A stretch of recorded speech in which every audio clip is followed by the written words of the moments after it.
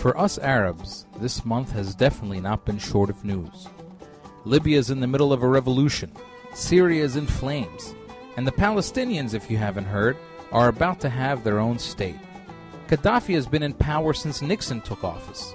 He is now on the run, trying to escape a rebellion undertaken by his own people against him. He is being deposed in the same manner in which he rose to power. To some, that might seem ironic. I just think it's funny. In Arab politics, every leader has assumed power through violence and force. It should come as no surprise that their downfalls occur just the same way. Life tends to work that way. Sometimes things end just like they started. I've had a few girlfriends that I first met at a bar. That's also where we usually broke up. Every relationship I started online ended with an email.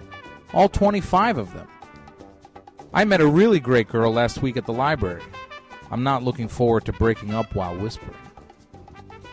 Many have been surprised at the speed in which these revolutions have taken form. In the Middle East, though, big things happen quickly. Small things take forever. In Mubarak's Egypt, it probably would have taken months to get a driver's license. But it only took the Egyptians less than a month to send their tyrant off. We are hard workers, but efficiency in everyday life has never been one of our strong suits.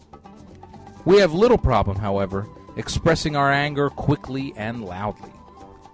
Arabs around the world have been viewing the revolutions happening in their lands with a range of emotions. Tunisia was a time of isolated joy. Wow, good for Tunisia, we thought.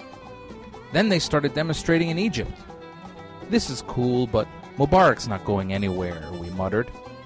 But then it got bigger, stronger, and louder, and then he was gone. Egypt made it real. Then came the uprisings in Bahrain, Syria, and Yemen.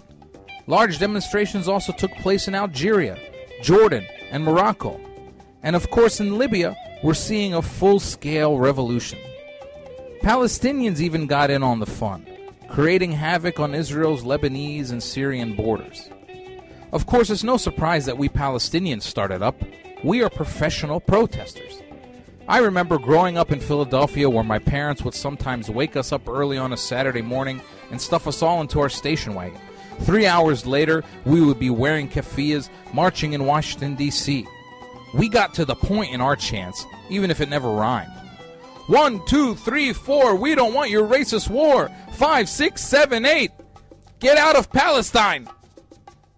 What started out as euphoria for Tunisia and Egypt has turned into a mixture of caution, worry, and even some conspiracy theories. There are many among us who believe that the uprising in Syria has Western elements. In Libya, of course, the rebels are being openly supported by Western nations. Many Arab regimes, like that of Saddam Hussein, came about because of Western support. Sometimes things end just like they started. The Western involvement makes some of us uneasy. I say, so what? Is it really better to have Gaddafi and Assad in power than to have them ousted by Western-backed revolutions? In my experience, I've noticed this the first couple dates with a girl that's really important. I don't really care why she actually agreed to go out with me. And we shouldn't be too worried about it. We've seen that American-backed leaders in Iraq and Afghanistan have been ineffectual. At the end of the day, and America will eventually have to understand this, democratic freedom might be something that the United States can help the Arabs get, but it can't be something it helps them administer. In other words, you can buy me a gift, but you can't tell me how to use it, no matter how much you paid for it. In the middle of all this Arab-heavy news, Israel is even making an appearance. The Israeli ambassador to the U.S.